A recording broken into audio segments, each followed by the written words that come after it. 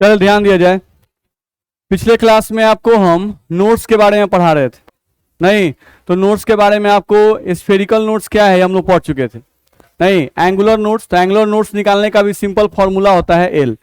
अच्छा, अगर हम लोग को स्फेरिकल नोट्स निकालना होता है तो हम लोग कल पढ़ रहे हैं, थोड़ा देखा जाए, देखो तो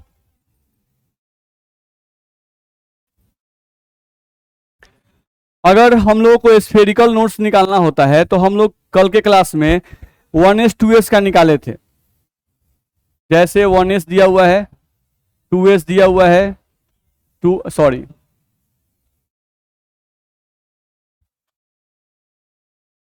3s 4s, तो s वाले का स्फेरिकल नोट्स आप निकाले थे। नहीं, हम लोगों को देखा जाए यहां पर लिख रहे हैं स्फेरिकल नोट्स, तो स्फेरिकल नोट्स निकालने के लिए आप इसका निकाले थे तो इसका वैल्यू 0 आया था, 1 आया था, 3 आया था। ये स्फेरिकल नोट्स हम लोग इसका निकाले थे। स्फेरिकल नोट्स निकालने का फॉर्मूला भी हम लोग के पास था, n माइनस एल माइनस 1, यही फॉर्मूला था। अब हम लोग दूसरे कक्ष की बात करते हैं तो दूसरा में आता है p, नहीं 2p 3p 4p 5p, ये दिया गया। अब इसके लिए हम लोग को स्फेरिकल नोट्स निकालना है, स्फेरिकल नोट्स। तो देखो तो अगर हम लोग को 2p दिया हुआ है, नहीं तो 2p, तो कक्ष संख्या तो पता है 2, तो n का मान हम रख सकते हैं 2, माइनस यहां से p, तो p के लिए l का मान कितना 1, ठीक है, तो 2 माइनस 1 और फिर क्या है -1, तो यहां भी इसके लिए स्फेरिकल नोट्स का वैल्यू क्या आएगा 0। यहां पर अगर देखें तो 3 -1 वैल्यू क्या आएगा 1। 4p के लिए निकालोगे 4 -1 वैल्यू कितना आएगा 2। यहां पे निकालेंगे आएगा, तो सेम देखो एस वाले का और पी वाले का स्फेरिकल नोट्स अलग अलग सेम है, सेम है, याद रखना है। जैसा हम लोग का पी वाले का है, जैसे इस वाले का है, वैसा ही पी वाले का भी स्फेरिकल नोट सेम है। अगर हम लोग डी वाले के लिए निकालते हैं तो डी शुरू कहां से होता है 3 से, तो 3d 4d 5d 6d, मान लो इनका हमको चेक करना हुआ। स्फेरिकल नोट्स हम लोग को चेक करना है, तो स्फेरिकल नोट्स का फॉर्मूला हम लोग के पास है n माइनस एल माइनस 1, तो हम निकाल सकते हैं। यहां से अगर निकाले तो n का मान यहां पर 3 होगा, l का मान 2 होगा, और कितना होगा वैल्यू क्या आएगा, स्केल निकालेंगे तो 3, तो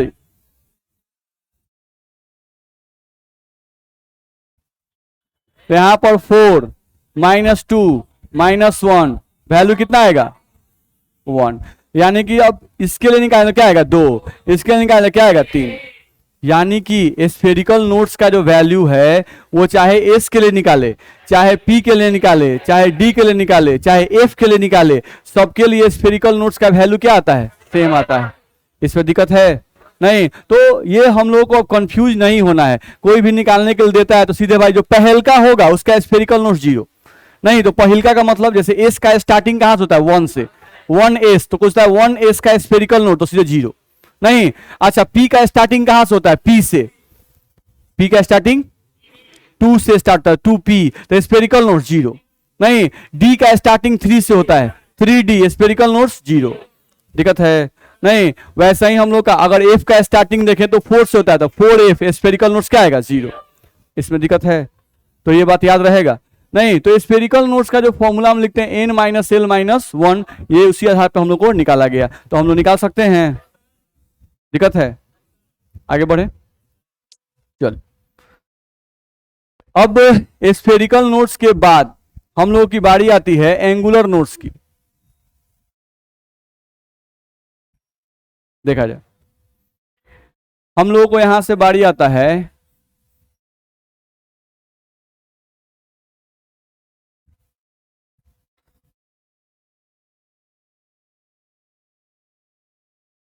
एंगुलर नोट्स, या इसी को हम लोग कहते हैं प्लेनर नोट्स।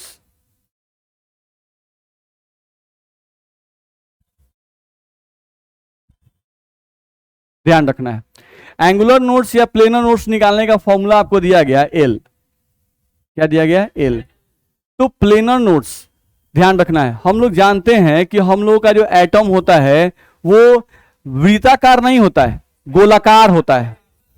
नहीं, वृत्ताकार का मतलब होता है कि किसी भी चीज का संरचना अगर 2 डायमेंशनल हो, नहीं तो वृत्ताकार होगा, और अगर 3 डायमेंशनल है तो वो क्या होगा, गोलाकार होगा। ध्यान रखना है। तो परमाणु जो है वो 3 डायमेंशनल स्ट्रक्चर होता है, ध्यान रखना है। हम ऐसा कहें कि अच्छा परमाणु जो है, बाबू देखो परमाणु जो है वो एक चूड़ी की तरह होता है, तो चूड़ी जो है आपका वृत्त है, गलत है कहना। नहीं, जैसे हम बोले ना कि मान लो सर परमाणु का फोटो खींचते हैं तो देखो बाबू नाभिक, आई देखो कक्ष, नहीं तो ये जो कक्ष खींचे हैं वो कैसा है, चूड़ी की तरह है, नहीं गोल है, नहीं तो ये बोलना क्या है, गलत है। ये जो गोल खींचा गया है ये गोल चूड़ी की तरह नहीं है, बॉल की तरह है, यानी परमाणु जो है वो गेंद की तरह होता है। नहीं, जैसे आप फुटबॉल देखते हैं, नहीं तो वैसा परमाणु होता है, गोलाकार। ध्यान रखना है। तो परमाणु जो है वो गोलाकार होता है, ठीक है। तो अब उस गोलाकार में हम लोगों के कुछ जगह पर, गोलाकार जो हम लोग का बनाया गया है उसमें कुछ जगह पर हमको समझ में आया कि ऐसे नोट्स होते हैं जो गोल दिखाई देते हैं। क्या दिखाई देते हैं, गोल, ठीक है। अब कुछ जगह ऐसे भी हैं जहां इलेक्ट्रॉन नहीं पाया जाता है, वहां पर हम लोग का प्लेन एग्जिस्ट करता है। क्या एग्जिस्ट करता है, प्लेन। जैसे समझने की कोशिश करते हैं, जैसे मान लो हम लोग पी कक्षक की बात करते हैं, पी कक्षक की बात करते हैं, तो अगर पी कक्षक की बात करें तो पी कक्षक की आकृति कैसी होती है, डम्बेल, कुछ ऐसा आकृति होता है। नहीं, ये हम लोग ऐसे बनाते हैं। एक्चुअल देखा जाए तो यहां पर एक प्लेन एग्जिस्ट करता है,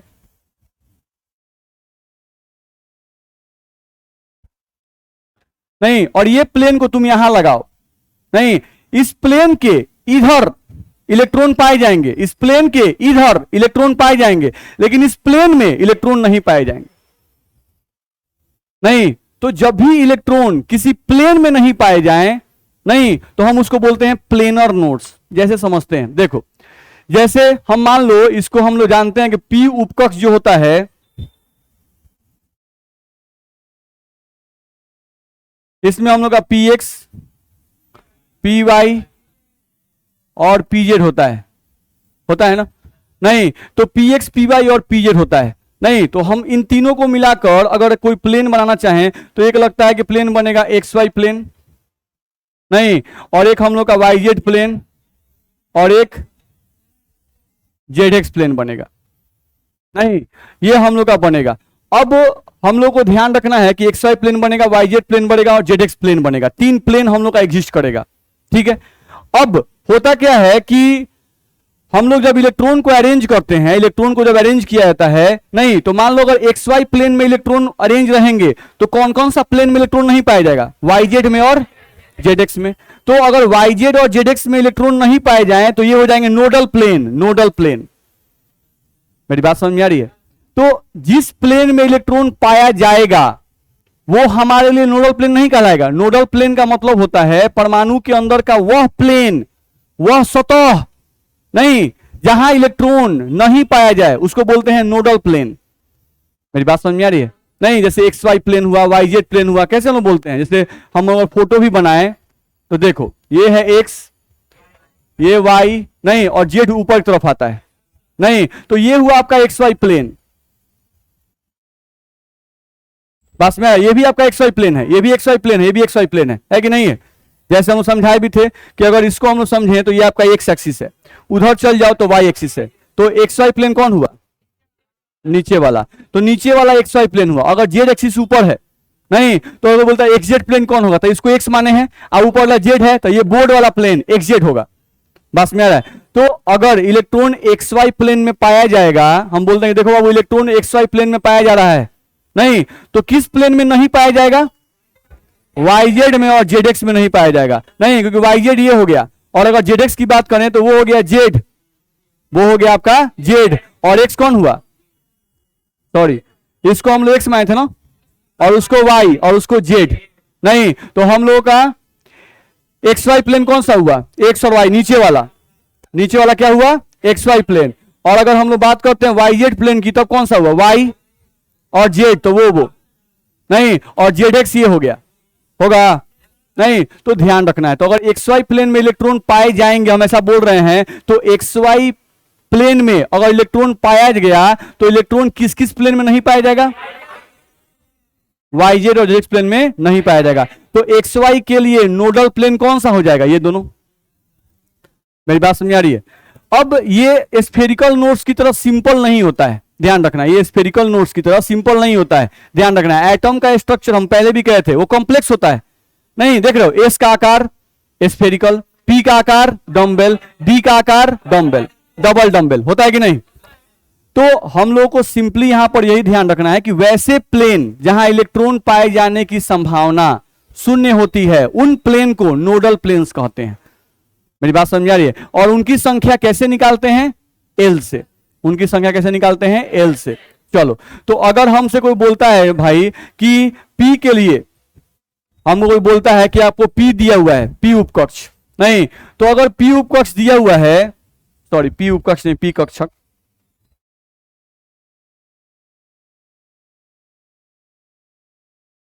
आपको अगर पी कक्षक दिया हुआ है, ध्यान रखना है, नहीं, या पी उपकक्ष दिया हुआ है, तो पी कक्षक या पी उपकक्ष दिया हुआ है, तो पी कक्षक के लिए एल का मान कितना होता है? 1। तो अगर एल का मान 1 है, यानी पी कक्षक के लिए नोडल प्लेन कितना होगा? इसके लिए नोडल प्लेन 1 होगा। नहीं, अब केयर करना है हम लोगों को। देखो, तो पी कक्षक शुरू कहां से होता है?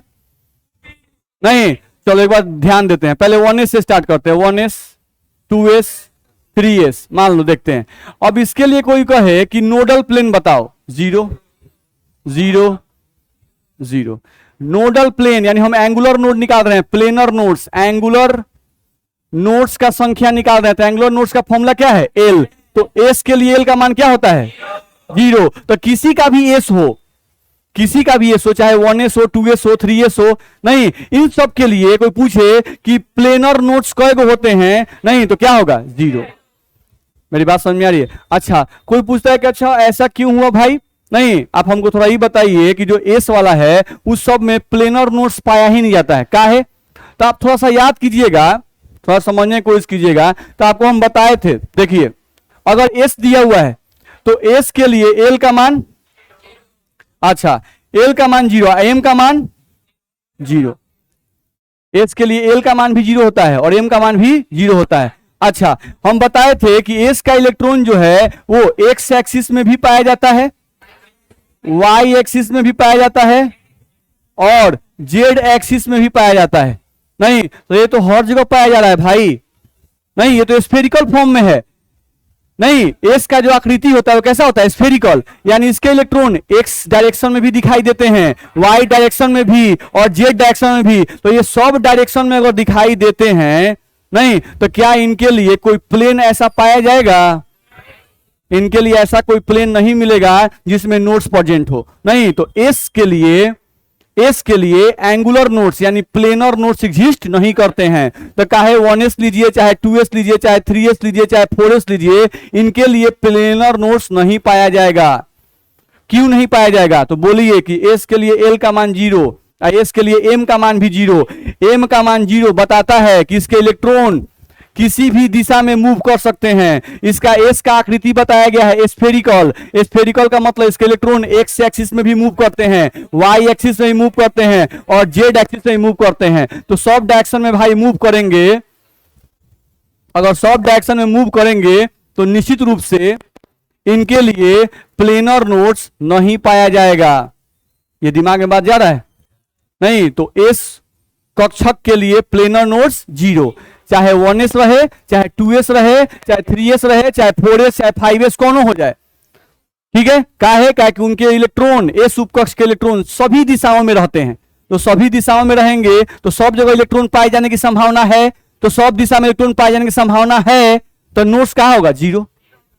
नहीं, प्लेनर नोड्स 0। बात समझ में आ रहा है? ठीक है, लेकिन रेडियल नोड्स 0 नहीं होता है, क्योंकि रेडियल नोड्स का मतलब क्या? आप नाभिक से दूरी देखते हैं। नहीं, तो एक खास दूरी तक इलेक्ट्रॉन मिलते हैं, लेकिन उसके बाद इलेक्ट्रॉन मिलना बन जाते हैं। नहीं, लेकिन प्लेनर नोड्स का मतलब हुआ कि एक खास जगह पे आप प्लेन खोज रहे हैं, किस डायरेक्शन में नहीं पाया जाएगा। यहां दूरी से मतलब नहीं है, यहां दूरी से मतलब नहीं है। यहाँ पर आप बस देख रहे हैं कि हमको इसका आकार दिया गया, स्फेरिकल है, अब इसमें कहाँ नोट्स है खोज रहे हैं, तो उसमें नोट्स उसको नहीं मिलेगा। क्या मिलेगा क्या? उसमें नोट्स नहीं मिलेगा, क्योंकि उसके इलेक्ट्रॉन सभी डायरेक्शन में मूव करते हैं। चलो अब अगर पी के लिए बात करते हैं, ध्यान दो, हम लोग अगर बात करते हैं एंगुलर नोट्स की, तो यहां पे हम लिख दिए 2p, 3p, हम लोगों का 4p और 5p, जितने भी हैं आज सब के लिए एंगुलर नोट्स निकालना है। तो इन सब के लिए एंगुलर नोट्स का वैल्यू क्या आएगा? 1 आएगा। तो जितने भी p वाले होते हैं इन सब के लिए एंगुलर नोट्स यानी नोडल प्लेन का वैल्यू सिर्फ 1 आता है, ध्यान रखना है। और वो नोड कहां पाया जाता है? तो इन दोनों लोब्स के बीच में, यहीं आपका ये एग्जिस्ट करता है, यहीं पर ये नोडल प्लेन पाया जाता है, ध्यान रखना है। नहीं तो यहां पर आपका ये दोनों जो लोब्स दिए गए हैं, इन दोनों लोब्स के बीच में एक जगह होता है, नहीं उसी में इलेक्ट्रॉन पाए जाने की संभावना क्या होती है? 0 होती है। बात समझ आ रही है? तो ये पी के लिए होता है सेम एज। अब अगर डी के लिए देखोगे तो ध्यान से देखो, अगर हम लोग बात करें कौन सा 3D, 4D, 5D, 6D, मान लो इनके लिए कोई कहता है एंगुलर नोट्स देखने के लिए, तो एंगुलर नोट्स का फॉर्मूला क्या है? L। तो 3D के लिए होगा, काहे होगा? काहे कि एंगुलर नोट्स जो है प्लेनर नोट्स, इसको इस कक्ष संख्या से कोनो मतलब नहीं है, उसको मतलब क्या से है? डी से मतलब है। नहीं तो डी में एंगुलर नोट्स यानी प्लेनर नोट्स का वैल्यू जो है डी के लिए एल का मान कितना होता है? 2। तो इन सब के लिए एंगुलर नोट्स का वैल्यू कितना आएगा? 2। सोचो जैसे अभी तुम फोटो बनाए पी कक्षक का, तो पी कक्षक का नोट्स दिखाई दे रहा है, कहां मिलता है? ये लोब और ये लोब के बीच में। सेम अब अगर डी उपकक्ष का फोटो बनाओगे तो डी उपकक्ष का फोटो कुछ ऐसा बनेगा। तो एक प्लेन यहां पाया जाएगा, ध्यान रखना है, ये नोडल प्लेन है। कौन सा है? नोडल प्लेन यहां पाया जाएगा दोनों लोब्स के बीच में, यानी ये एक ऐसा जगह पाया जाता है, ये ध्यान रखिएगा भाई, हॉय या हॉय सटा हुआ नहीं है, ये हम फोटो बनाने के लिए सटा देते हैं हम लोग, ये अलग है, ये अलग है। इस प्लेन, इनके बीच में एक प्लेन है, उस प्लेन पर यहां ही सटे हुए हैं, एक तरफ से ही सटा हुआ है। नहीं तो देखने में ओवरऑल ऐसा लगता है। मेरी बात समझ में आ रही है? नहीं तो दिमाग में आएगा किसी बच्चे के कि सर ऐसे फोटो बनाते हैं तो इलेक्ट्रॉनवा तो यहां से लेके ऐसे ऐसे नाच रहा है, नहीं तो कहां इसमें नोडल प्लेन होगा? ध्यान रखना है, समझिए ऐसे इलेक्ट्रॉन जो हम ऐसे फोटो बना रहे हैं, इसमें इलेक्ट्रॉन समझिए ऐसे, इसका इलेक्ट्रॉन इसमें, इसका इलेक्ट्रॉन इसमें है। हाँ तो यहां पर ध्यान रखना है, तो यहां पर आपका एक नोडल प्लेन एग्जिस्ट करता है, एग्जिस्ट करेगा। नहीं तो यहां पे एक नोडल प्लेन। अब डी वाले में क्या होगा? तो डी वाले में सोचो कि एगो तो डंबल बन गया, एक राउडी डंबल होता है, होगा? नहीं तो अब समझो एक डंबल हम लोग का है, तो उसके बीच में नोडल प्लेन। नहीं अब एक और डंबल होगा इधर इधर, तो उसके लिए भी एक नोडल प्लेन आएगा। बस में रहा है, एक डंबल के लिए एक नोडल प्लेन आता है, इसमें डबल डंबल होता है। हमसे 2 फोटो बनाए हैं, एक डंबल ये बना दिए, एक डंबल ये बना दिए, होगा? तो इस दोनों के लिए एक नोडल प्लेन, इसके लिए एक नोडल प्लेन और पाया जाएगा, होगा? नहीं तो यहां पर आपको कितने नोडल प्लेन पाए जाएंगे? तो मेरी बात समझ में आ रही है? नहीं तो अब जैसे दिमाग में रहता है कि फोटो दिमाग में नहीं बन रहा है, कहीं ना क्या बता रहे हैं, बुझा नहीं रहा है, तो वो सब नहीं दिमाग लगाना है। आपके जो एग्जाम में क्वेश्चन आता है वो सिर्फ आता है हाउ मेनी नोडल प्लेन, यानी how many planar nodes present in 3D 4D, ये क्वेश्चन आता है। बस में रहे, आपको फोटो दिखा के नहीं आता है, लेकिन आप फील बस कर सकते हैं कि नोडल प्लेन कहां पाए जाते हैं। अगर कोई पूछे तो आप बता सकते हैं थोड़ा बहुत कि हाँ भाई इसमें प्लेनर नोड पाया जाता है, नहीं, क्योंकि उसके इलेक्ट्रॉन सभी डायरेक्शन में पाए जाते हैं। ठीक है, पी में नोडल प्लेन कहां पाया जाता है? तो दोनों लोब्स के बीच में, नहीं इसीलिए पी में एक नोडल प्लेन पाया जाता है। ठीक है, डी में कितने लोब होते हैं? 4, तो 2 लोब के बीच में एक नोडल प्लेन पाया जाता है। तो अगर 4 गो लोब है तो उसमें नोडल प्लेन कई गो होगा? 2 गो नोडल प्लेन होगा भाई, ये समझने के लिए। और बाकी हम लोग कैसे निकालेंगे? तो जो फॉर्मूला है उस फॉर्मूला पे हम लोग निकालेंगे। ठीक है, चलिए यहां पे आते हैं, समझने की कोशिश अब कर लेते हैं। यानी कि हम लोग पढ़े स्फेरिकल नोट्स, नहीं और क्या पढ़े? Angular notes. हम लोग पढ़े स्फेरिकल नोट्स और एंगुलर नोट्स। एक होता है टोटल नंबर ऑफ नोट्स,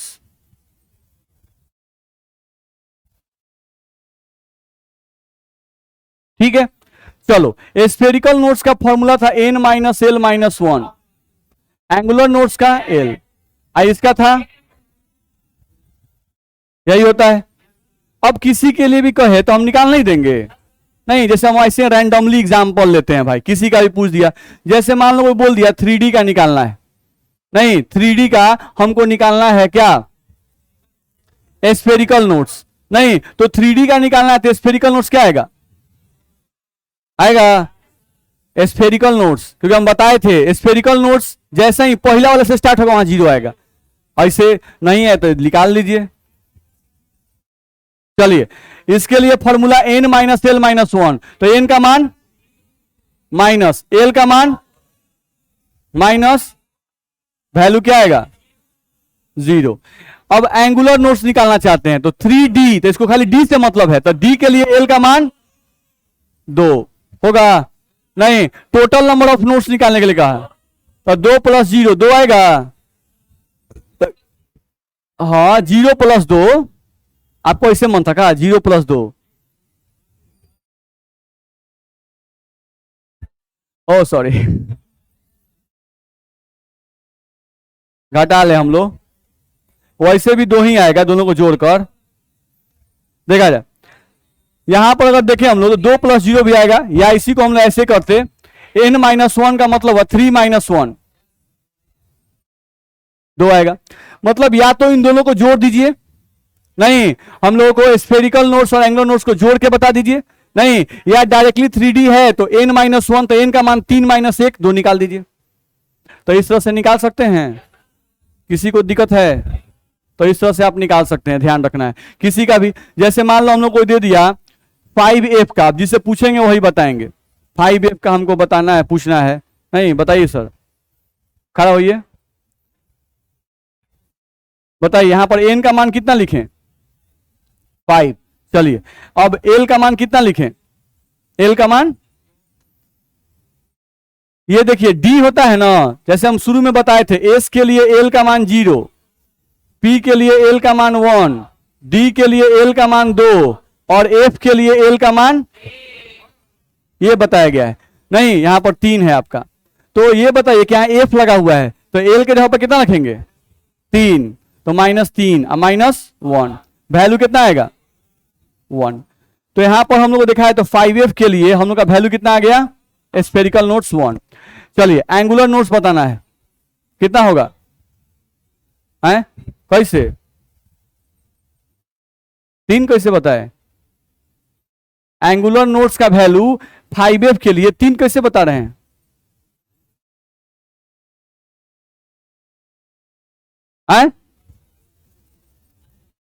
क्या नहीं बोल रहे हैं, फर्स्ट क्लास है, अच्छा बैठिए, नहीं आप ही बताइए, बोलिए सर एंगुलर नोट्स के लिए 5f का वैल्यू कितना होगा 2 होगा, 5f के लिए एंगुलर नोट्स का वैल्यू कितना होगा 3 होगा, होगा ना जी, नहीं एंगुलर नोट्स का वैल्यू कितना होगा 3 होगा, तो क्यों 3 हुआ, क्योंकि एंगुलर नोट का फॉर्मूला है l, नहीं और f के लिए l का मान कितना होता है 3, तो यही बताना है, नहीं ध्यान रखना है। अब इन दोनों को जोड़ दो कितना आएगा 4, इन दोनों को गधा जोड़ दिए, नहीं या 5 में से 1 घटाएंगे तो वो 4 आएगा, दिक्कत है तो ये निकल जाएगा। चलिए आगे बढ़ते हैं,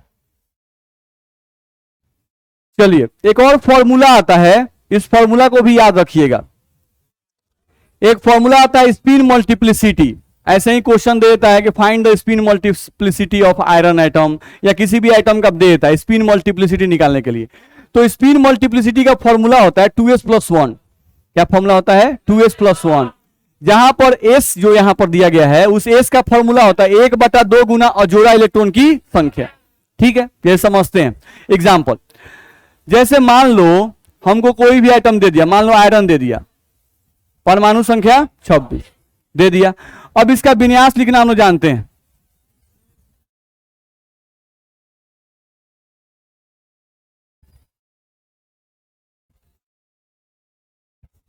बोलो ठीक है, इसमें दिक्कत है, तो यहां से हम लोग देखा जाए तो आयरन का हम लोग इलेक्ट्रॉनिक विन्यास लिख दिए।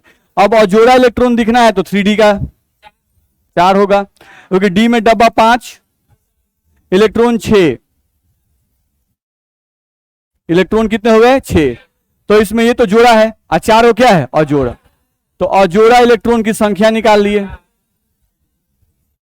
अजोड़ा इलेक्ट्रॉन 4 आ गया। अब हमको एस का मान पहले निकालना पड़ेगा, तो एस का फॉर्मूला है 1/2 गुना अजोड़ा इलेक्ट्रॉन 4, 2 आ जाएगा। नहीं, अब एस का मान निकल गया, निकालना है स्पिन मल्टीप्लिसिटी,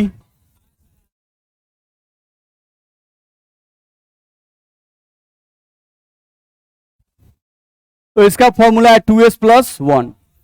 नहीं तो यहां पर 2, एस का मान कितना आया है प्लस में 1, दिक्कत है। तो ये सिंपल सा एक फॉर्मूला है, स्पिन मल्टीप्लिसिटी जो है इसका एक सिंपल सा फॉर्मूला है जिसको आपको ध्यान रखना है। तो कोई भी परमाणु दिया रहेगा तो उसका स्पिन मल्टीप्लिसिटी निकाल लेंगे, दिक्कत है। स्पिन मल्टीप्लिसिटी जो है ये हमें बताता है, देखो सब चीज जुड़ा होता है अजोड़ा इलेक्ट्रॉन की संख्या से, जितना भी चीज होता है ये जुड़ा होता है अजोड़ा इलेक्ट्रॉन की संख्या से। अजोड़ा इलेक्ट्रॉन की संख्या जितनी ही ज्यादा होगी स्पिन मल्टीप्लिसिटी उतनी ही ज्यादा होगी। नहीं तो स्पिन मल्टीप्लिसिटी का मतलब एक दिमाग में आता है, जैसे स्पिन मतलब प्रचकरण, रोटेशन। नहीं, रोटेशन जो इलेक्ट्रॉन करता है उसी को हम लोग कहते हैं स्पिन। नहीं, अब उसका मल्टीप्लिसिटी ध्यान रखना है। तो मल्टीप्लिसिटी का मतलब अगर देखा जाए तो ऐसा लगता है कि मल्टीप्लाई किया गया, ऐसा लगता है कि स्पिन में कुछ मल्टीप्लाई किया गया। नहीं, और वो स्पिन का जो मल्टीप्लाई हो रहा है वो हम लोग का वैल्यू दे रहा है 2s+1। क्या दे रहा है 2s+1, ठीक है। यानी कि अजोड़ा इलेक्ट्रॉन की संख्या अगर ज्यादा होगी तो इलेक्ट्रॉन का जो चक्रण होगा नहीं वो ज्यादा होगा।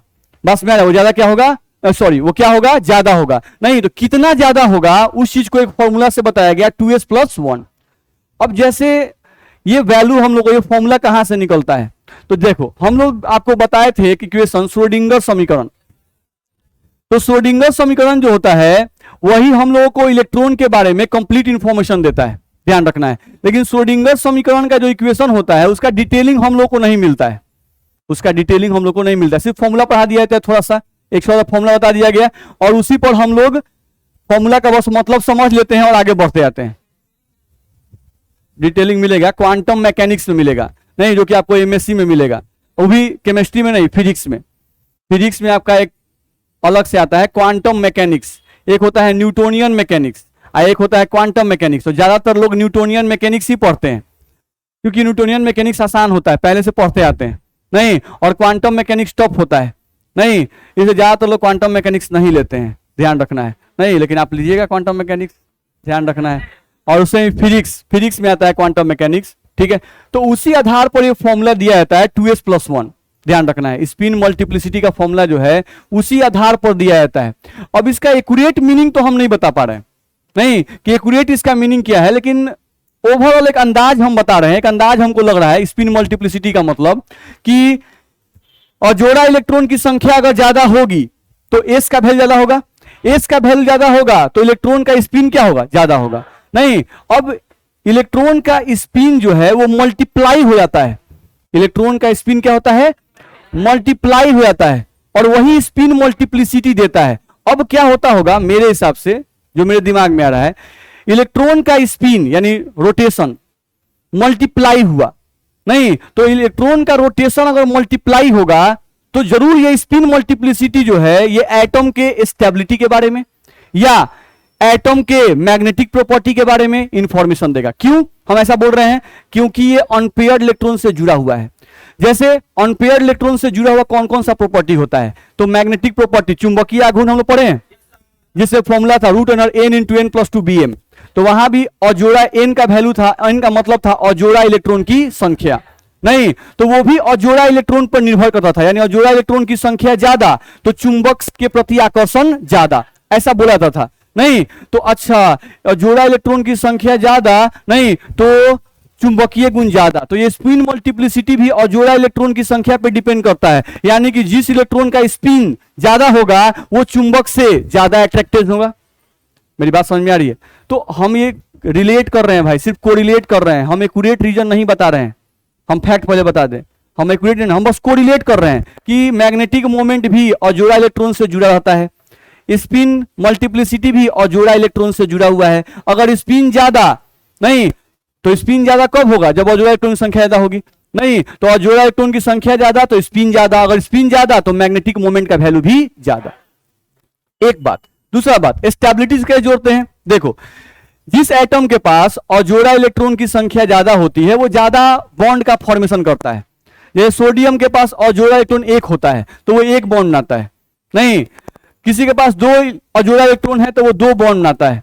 नहीं, तो जिसके पास अजोड़ा इलेक्ट्रॉन की संख्या ज्यादा होती है उसके बॉन्ड बनाने की क्षमता भी क्या होती है? ज्यादा होती है। तो स्पिन मल्टीप्लिसिटी जिसकी ज्यादा होगी, स्पिन मल्टीप्लिसिटी जिसकी ज्यादा होगी, नहीं, वो निश्चित रूप से ज्यादा बॉन्ड बनाने की क्षमता रखता होगा। मेरी बात समझ में आ रही है? क्योंकि बॉन्ड बनाने की क्षमता भी अजोड़ा इलेक्ट्रॉन की संख्या पर निर्भर करती है। कोई भी परमाणु जितना ज्यादा उसके पास अजोड़ा इलेक्ट्रॉन होगा वो उतना ही ज्यादा बॉन्ड बनाएगा। तो सेम स्पिन मल्टीप्लिसिटी भी अजोड़ा इलेक्ट्रॉन पर निर्भर करता है। तो अगर अजोड़ा इलेक्ट्रॉन ज्यादा तो स्पिन मल्टीप्लिसिटी ज्यादा, तो उस परमाणु के आबंध बनाने की क्षमता भी ज्यादा। मेरी बात समझ में आ रही है? नहीं, तो इस तरह से हम लोग कोरिलेट कर सकते हैं कि स्पिन मल्टीप्लिसिटी इन चीजों से जुड़ा हुआ है। मेरी बात समझ में आ रही है? इसमें दिक्कत है तो ये हम लोग को ध्यान रखना होगा। तो ऐसे कोई पूछता है तो लॉजिक आप लगा कर बोल सकते हैं कि सर स्पिन मल्टीप्लिसिटी क्या है, ये क्या इंफॉर्मेशन देता है हमको? नहीं, तो आप बताइए, ये बात दिक्कत है। चलिए आगे बढ़े। अगला टॉपिक हम लोग का इसमें आता है आयनन ऊर्जा, नहीं, आयोनाइजेशन एनर्जी। क्या आता है हम लोग का? Ionisation energy. आयनन ऊर्जा क्या है भाई? है ionisation energy. Ionisation energy Hindi में कहते हैं आयनन ऊर्जा। ठीक है, अब यहां समझा जाए आयनन ऊर्जा क्या है, आयनाइजेशन एनर्जी क्या है। ध्यान समझिए। जैसे आप जानते हैं परमाणु के बारे में कि परमाणु जो है इसके पास नाभिक होता है, नाभिक के बाहर कक्ष होता है, कक्ष में इलेक्ट्रॉन होता है, इलेक्ट्रॉन पर माइनस चार्ज होता है, नाभिक पर धन आवेश होता है। ऐसा होता है ना? अच्छा, प्लस और माइनस के बीच में आकर्षण होता है ना? नहीं, अब हमको इस इलेक्ट्रॉन को बाहर निकालना है, इस इलेक्ट्रॉन को इस परमाणु में से बाहर निकालना है तो ऊर्जा देना पड़ेगा नहीं देना पड़ेगा? ऊर्जा देना पड़ेगा। नहीं, मान लीजिए कि नाभिक का इलेक्ट्रॉन के बीच के आकर्षण बल का जो ऊर्जा है वो मान लेते हैं कि 10 जूल का है। तो अगर इलेक्ट्रॉन को बाहर निकालना है, सिर्फ बाहर निकालना है, नहीं, तो हम लोगों को इसको मान लो लगभग 10.1 जूल। नहीं, तो इससे क्या होगा? इलेक्ट्रॉन बाहर निकल जाएगा, गति ऊर्जा प्रदान नहीं होगी। तो हमको इस इलेक्ट्रॉन को बाहर निकालना है, नहीं, इस इलेक्ट्रॉन क्या करना है? बाहर निकालना है। तो किसी भी एक गैसीय परमाणु, ये गैसीय परमाणु है एक, किसी भी एक गैसीय परमाणु के बाहरी कक्ष से, कहां से? बाहरी कक्ष से एक इलेक्ट्रॉन को बाहर निकालने के लिए, एक इलेक्ट्रॉन को बाहर निकालने के लिए जितनी ऊर्जा प्रदान की जाती है, जितनी न्यूनतम ऊर्जा प्रदान की जाती है, उसी ऊर्जा को आयनन ऊर्जा कहते हैं। मेरी बात समझ आ रही है? आयनन ऊर्जा का मतलब क्या? कोई परमाणु को आयन में बदल देना है। तो परमाणु कोई आयन में कब बदलेगा? जब उससे इलेक्ट्रॉन निकालेंगे या इलेक्ट्रॉन डालेंगे। नहीं, तो ये इलेक्ट्रॉन निकालने वाला ऊर्जा है, ये डालने वाला ऊर्जा नहीं है। डालने वाला ऊर्जा मिलेगा, उसको हम लोग कहते हैं इलेक्ट्रॉन गेन एंथैल्पी, इलेक्ट्रॉन लब्धि एंथैल्पी हिंदी में। नहीं, तो वो अलग ऊर्जा है, इलेक्ट्रॉन लब्धि एंथैल्पी, जिसको इंग्लिश में कहते हैं इलेक्ट्रॉन गेन एंथैल्पी। यहां समझिए, मेरी बात फिर से ध्यान सुनिए। कोई पूछता है कि आयनन ऊर्जा क्या है, आयनन ऊर्जा क्या है? ठीक है, तो हम क्या कहें, ध्यान समझना है, सिंपल सा बात है। एक परमाणु है, परमाणु में नाभिक होता है, नहीं, नाभिक पर धन आवेश होता है, नाभिक के बाहर कक्ष होता है, कक्ष में इलेक्ट्रॉन होता है, उस पर ऋण आवेश होता है, नाभिक और इलेक्ट्रॉन के बीच में आकर्षण बल रहता है। नहीं, अब अगर हमको मान लो कि ये जो परमाणु है इसके पास यही बाहरी कक्ष है, अब इस बाहरी कक्ष से अगर इलेक्ट्रॉन को बाहर निकालना है तो इलेक्ट्रॉन को बाहर निकालने के लिए जितनी ऊर्जा आप दीजिएगा इलेक्ट्रॉन को, परमाणु के बाहरी कक्ष से इलेक्ट्रॉन को बाहर निकालने के लिए जितनी ऊर्जा प्रदान करते हैं उसी ऊर्जा को आयनन ऊर्जा कहते हैं या प्रथम आयनन ऊर्जा कहते हैं। दिक्कत है? अब आप पढ़िएगा तो ये चीज वही लिखा हुआ है, ऊपर आप पढ़ेंगे तो वही चीज लिखा हुआ है। हाँ सर बोलिए। नहीं, दोनों में अंतर है, दोनों में बहुत ज्यादा का अंतर है, समझने की कोशिश कीजिए क्या अंतर है। अब हम लोग जो कार्यफलन की बात करते हैं वो ऐसा कुछ परिभाषा था, याद कीजिए। एक धातु का प्लेट ले लिए और उस पर प्रकाश प्रवाहित किए। नहीं, अब ये प्रकाश अब डालते हैं, नहीं, अब धातु के सतह से इलेक्ट्रॉन निकलना शुरू हो जाते हैं। नहीं, धातु के सतह से इलेक्ट्रॉन निकलना शुरू हो जाते हैं। नहीं, अच्छा चलो, धातु के सतह से इलेक्ट्रॉन निकलना शुरू हो गए तो यह प्रभाव जो है प्रकाश वैद्युत प्रभाव कहलाती थी। नहीं, अब हम लोग यहां भी कहते थे कि देखो भाई, ये धातु का जो प्लेट है, ध्यान समझना है, ये जो धातु का प्लेट है ये भी धातु का प्लेट धातु के एटम से बना होगा। नहीं, तो धातु का एटम यानी ऐसा हम एटम बना दिए, चलो ये हो गया एटम, और यहां पर इलेक्ट्रॉन है। अच्छा, लाइट डाले, नहीं, लाइट पार्टिकल, छोटे छोटे पार्टिकल से बना हुआ है, ये इससे टकराया, इसको ऊर्जा दिया और इलेक्ट्रॉन क्या हो गया, बाहर निकल गया। निकला ना? नहीं, लेकिन अब ध्यान दो, वहां के परिभाषा में था कि धातु के प्लेट पर हम प्रकाश प्रवाहित करते हैं और धातु के सतह से इलेक्ट्रॉन निकलने लगे तो प्रकाश के इस प्रभाव को प्रकाश वैद्युत प्रभाव कहते हैं। नहीं, यहां भी इलेक्ट्रॉन धातु के प्लेट से निकल रहा है, यानी कि धातु के किसी परमाणु से ही निकल रहा होगा ना। लेकिन अब यहां पर एक डिफरेंस है, ये धातु का जो प्लेट है इसमें धातु के बहुत सारे परमाणु होंगे और परमाणुओं के बीच में बॉन्ड होगा कि नहीं होगा? नहीं होगा ना। तो आप अब यहां जो प्रकाश प्रवाहित कर रहे हैं ये इलेक्ट्रॉन को निकाल रहा है, ये इलेक्ट्रॉन को निकाल रहा है, लेकिन ये इलेक्ट्रॉन को जब निकालेगा तो उस समय हो सकता है कि इस इलेक्ट्रॉन पर इस नाभिक का भी आकर्षण बल हो, इस नाभिक का भी आकर्षण बल हो, इस नाभिक का भी आकर्षण बल हो। नहीं, इन सभी नाभिकों के आकर्षण बल से निकल रहा है। मेरी बात समझ आ रही है? अच्छा, यहां परिभाषा ध्यान से पढ़िए।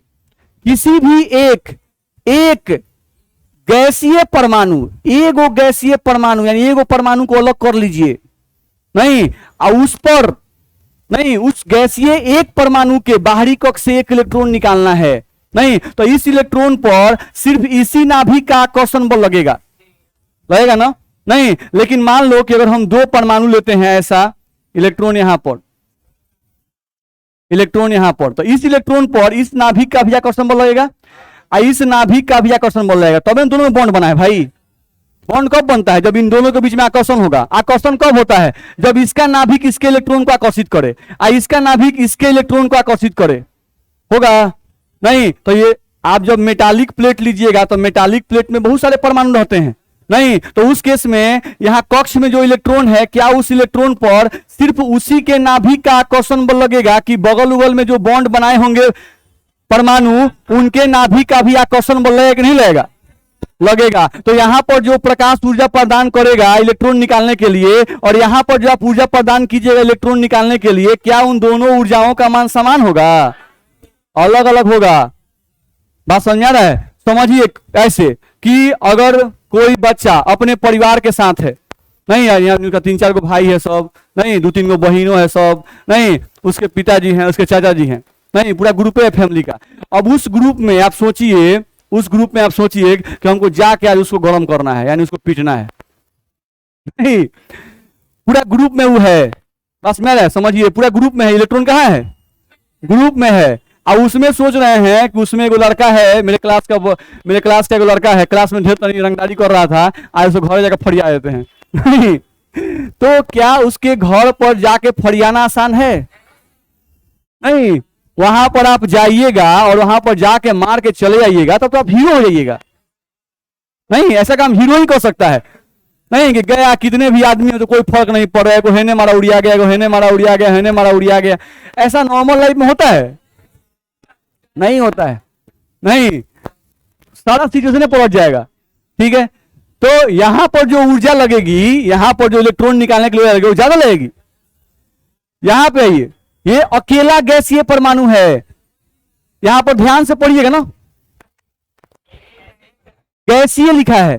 सोचो गैसीय क्यों लिखा है, ठोस क्यों नहीं लिखा? अगर ठोस लिखता तो ठोस अवस्था में बहुत सारे परमाणु सटे रहते हैं, बस में है। अगर द्रव्य लिखता तो भी उस द्रव्य में कणों के बीच में आकर्षण बल रहता है, तो वहां भी इलेक्ट्रॉन निकालना है अगर एक परमाणु से, नहीं तो आपको ज्यादा एनर्जी देना पड़ेगा। लेकिन गैसीय अवस्था में क्या होता है, हर एक परमाणु एक दूसरे से अलग अलग रहता है। तो गैसीय अवस्था में हर एक परमाणु एक दूसरे से जब अलग अलग रहेगा, उनके बीच में आकर्षण बल नहीं रहेगा, तो वहां पर इलेक्ट्रॉन निकालने के लिए जो ऊर्जा देना पड़ेगा, नहीं वो बहुत कम देना पड़ेगा, पहला बात। और दूसरा ये बात कि एक परमाणु से इलेक्ट्रॉन निकालने के लिए, एक परमाणु से इलेक्ट्रॉन निकालने के लिए कितना ऊर्जा देना पड़ेगा, ये एक्यूरेसी के साथ कब पता चलेगा? जब परमाणु गैसीय अवस्था में अकेला रहेगा तो पता चलेगा। नहीं जैसे किसी भी आदमी का ताकत का था कितना बड़ियार है, ये कब मालूम चलेगा? जब अकेले अकेले फरियाएगा तब बुझा रहा है। नहीं जब अकेले अकेले फरियाएगा तब ये बुझाएगा कि कितना बड़ियार है। तो यहां पर ये अकेला है, नहीं तो इस अकेले परमाणु से इलेक्ट्रॉन निकालना है। तो किसी भी एक परमाणु से जब कहा जाए इलेक्ट्रॉन निकालना है, तो एक परमाणु, अच्छा एक परमाणु, तो एक परमाणु का मतलब ना ठोस अवस्था में तो एक परमाणु नहीं रहता है, ठोस अवस्था में तो परमाणुओं का समूह रहता है। द्रव्य अवस्था ना, द्रव्य अवस्था में भी परमाणु सब सटा रहता है, नहीं अच्छा गैसीय अवस्था, हाँ गैसीय अवस्था में परमाणु सब अकेले अकेले रहता है। उस अवस्था में एक परमाणु को पकड़ लीजिए और एक परमाणु में से इलेक्ट्रॉन निकालने के लिए कितना ऊर्जा देना पड़ेगा एक्यूरेट, ये आप निकाल सकते हैं। लेकिन क्या है एक्यूरेट ऊर्जा, एक परमाणु से इलेक्ट्रॉन निकालने के लिए, एक परमाणु से इलेक्ट्रॉन निकालने के लिए एक्यूरेट कितना ऊर्जा देना पड़ेगा, इसका पता अगर परमाणु ठोस अवस्था में रहे तो क्या एक्यूरेसी से पता चलेगा? नहीं पता चलेगा। आप ऊर्जा देने जाइएगा, वो इलेक्ट्रॉन बहुत सारे नाभिक के आकर्षण में है, नहीं आप ऊर्जा दे रहे हैं, वो ऊर्जा इलेक्ट्रॉन को नहीं मिल रहा है, क्या मिल रहा है? परमाणु और परमाणु के बीच में बॉन्ड तोड़ने में खर्च हो रहा है। नहीं आप ऊर्जा देने गए इलेक्ट्रॉन निकालने के लिए, अतः वो क्या कर रहा है, परमाणु पर जो बॉन्ड बना है पहले बॉन्ड टूटेगा तब ना, नहीं पहले बॉन्ड तो टूटने दीजिए, पहले ठोस अवस्था में है, पहले द्रव्य में आने दीजिए, द्रव्य से फिर गैस में आने दीजिए, तब ना परमाणु हम लोग के अलग होंगे, तब ना इलेक्ट्रॉन को ऊर्जा दे, तब ना निकलेगा। मेरी बात समझ में आ रही है? तो कहानी इसमें ऐसे होती है, नहीं तो दोनों परिभाषा को बड़ा बारीकी समझना पड़ेगा। ऐसे नहीं, बहुत लोग होते हैं ऐसे बोलते हैं, हाँ एक तो लग रहा है जी, एक नहीं लगता है, एक नहीं है, ये धातु का सतह है, यहाँ परमाणुओं का ग्रुप है और यहाँ परमाणु अकेला है। गैसीय परमाणु लिखा गया, सबका कारण है। तो गैसीय अवस्था में परमाणु क्या होते हैं? अकेले रहते हैं। देखिए एक पॉइंट पर कितना आप लोग डिस्कशन करा देते हैं, समझ में आ रहा है? नहीं एक पॉइंट पर ये हम सोच के आते हैं हम रोज का। अब सोचिए जैसे ही हम 3 दिन सोच रहे हैं कि आयनन ऊर्जा खत्म कर दे, अब 1 दिन का और एटॉमिक सब बचा हुआ है, लेकिन एक टॉपिक पर बताना बात होने लगता है कि खत्म नहीं हो रहा है, खत्म नहीं हो रहा है, इस चैप्टर खत्म हो जाना चाहिए बस में रहे। लेकिन अब एक आयनन ऊर्जा तो स्वरूप बताइए, ओमे कैसे, तो एमे कैसे, कि अपना दिमाग लगाना ही नहीं है, पूरा एकदम सारा दिमाग, कुछ दिमाग में सर कैच कीजिए, पकड़िए, नहीं ये समझ में आया? तो आयनन ऊर्जा समझ में आ गया। चलिए अगले क्लास में पढ़ेंगे।